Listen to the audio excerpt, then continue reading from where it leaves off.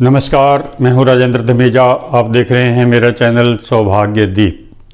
ज्योतिष और उपाय इस श्रृंखला की आज प्रस्तुत है 35वीं कड़ी। जन्मपत्री है एक पुरुष की 18/12/1983 जन्मतिथि है।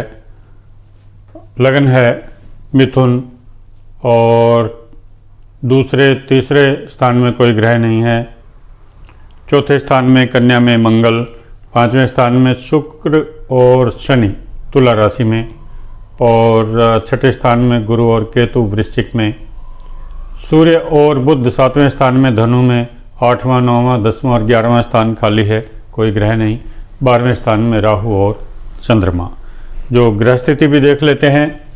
लगन 23 डिग्री, सूर्य 2 डिग्री, चंद्रमा 12 डिग्री, मंगल 23 डिग्री, बुध 22 डिग्री, गुरु 29 डिग्री प्लस है, शुक्र 20 डिग्री, शनि 19 डिग्री और राहु केतु 22 डिग्री।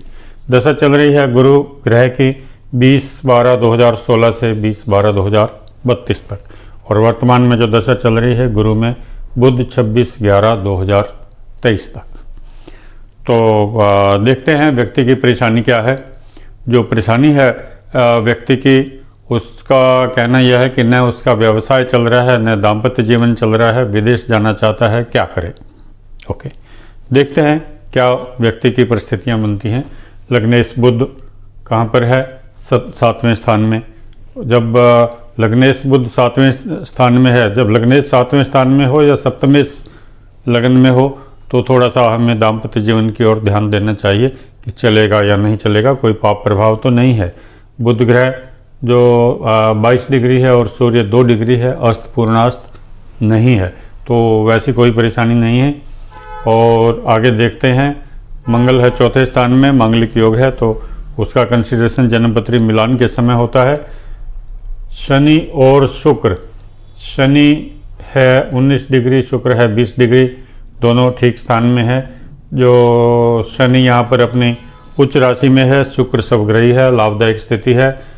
और गुरु और केतु, गुरु देखा हमने, गुरु 7वें स्थान का स्वामी है और 12वें स्थान का स्वामी है, यहाँ है छठे स्थान में, जो अपने से 7वें स्थान से 12वें स्थान में, यानी कि यह उसके लिए हानिकारक अवस्था है। और ये देखते हैं तो गुरु ग्रह जो सप्तमेश है, यहाँ पर पाप कर्तृ योग में है, एक तरफ शनि है, दूसरी तरफ सूर्य है। तो गुरु ग्रह यहाँ पर शुभ नहीं है, लाभदायक स्थिति में नहीं है, अपना जो पूरा फल देने की स्थिति में नहीं है। वैसे भी गुरु ग्रह 29 डिग्री प्लस है, तो वह भी इसके लिए एक कष्टदायक स्थिति है। तो गुरु ग्रह 10वां स्थान यानी कि व्यवसाय, काम, जहाँ से आदमी धन कमाता है, और 7वां स्थान दाम्पत्य जीवन, दोस्ती, पार्टनरशिप, जहाँ से जो जीवन का विस्तार होता है। तो दोनों स्थानों का स्वामी है और वह पाप कर्तृ योग में, परेशानी की बात है। साथ में जो राहु केतु का प्रभाव है, चंद्रमा की दृष्टि है, चंद्रमा की दृष्टि लाभदायक है।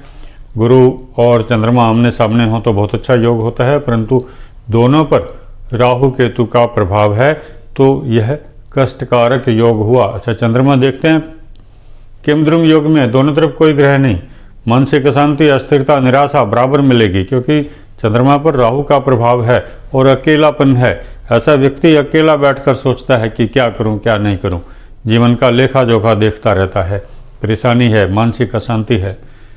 तो यह परेशानी बराबर है।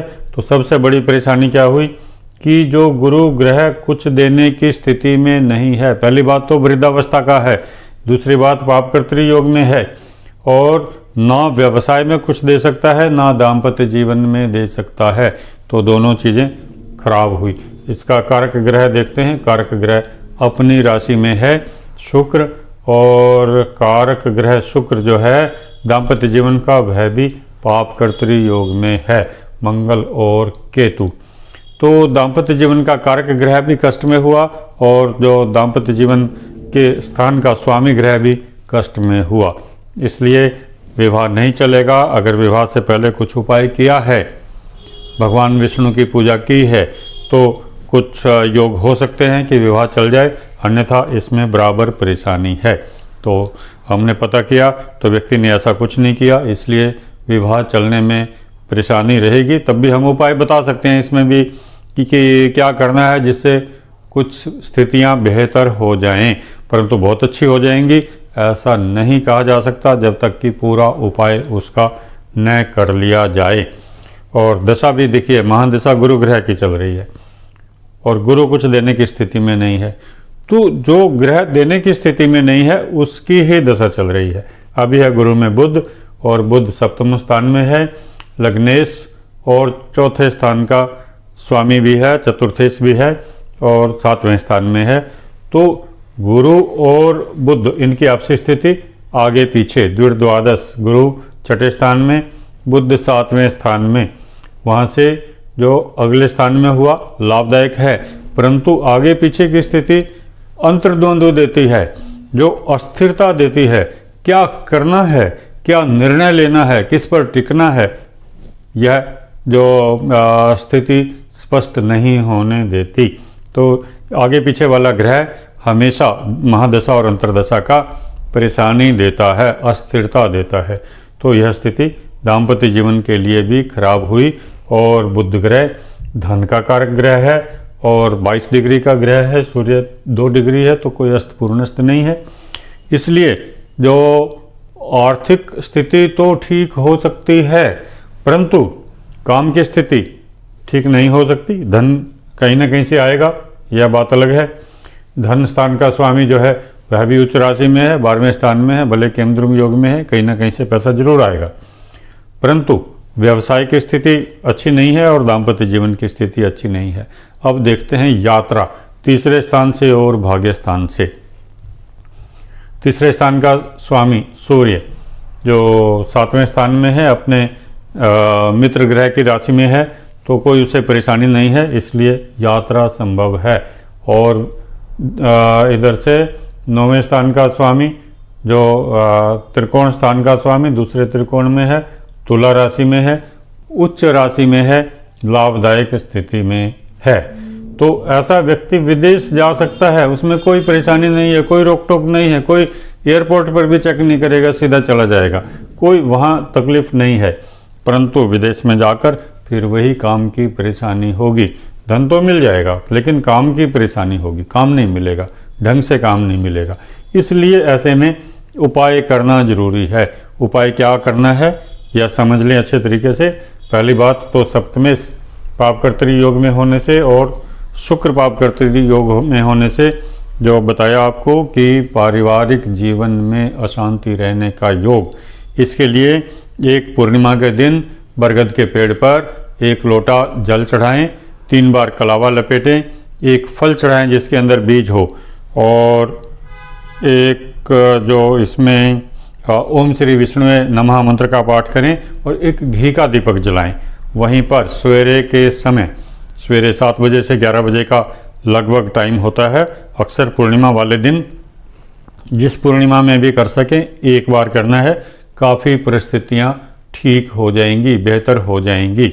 और इसके अलावा चंद्रमा को बल देना है। भाग्य का कारक ग्रह है चंद्रमा, उच्च राशि में जरूर है, परंतु दोनों तरफ कोई ग्रह नहीं। केमद्रुम योग, मानसिक अशांति, अस्थिरता, निराशा, गुरु का प्रभाव जरूर है, लेकिन तब भी कोई बहुत अच्छा जो यह फल नहीं दे सकता, क्योंकि स्वयं अकेला है। कभी कभी ठीक फल देगा लेकिन हमेशा ठीक फल नहीं देगा।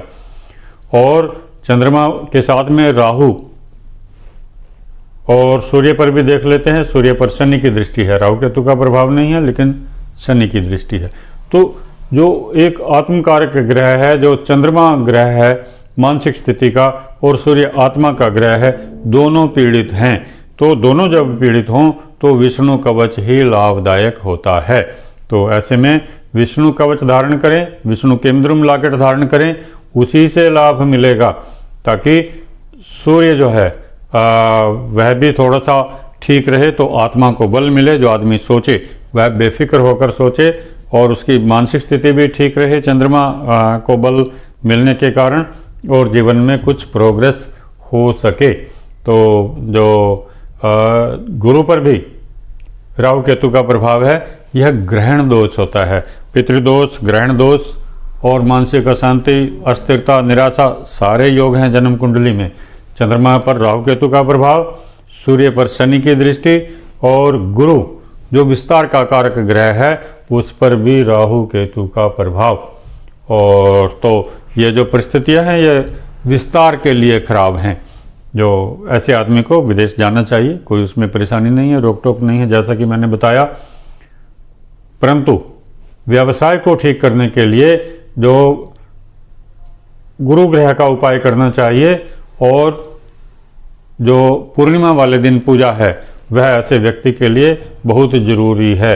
वर्तमान में गुरु ग्रह की महादशा चल रही है, गुरु जन्मपत्री में योग कारक नहीं है। गुरु ग्रह का मंत्र पाठ कर दें, लाभ मिलेगा। और बुध ग्रह की अंतर्दशा चली हुई है, बुध ग्रह को बल दें किसी भी तरीके से तो उससे भी लाभ मिलेगा।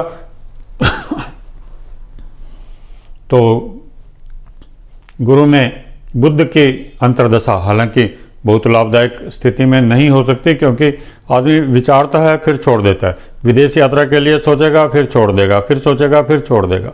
काम में प्रोग्रेस के लिए विचार करेगा फिर छोड़ देगा, ऐसी स्थिति है।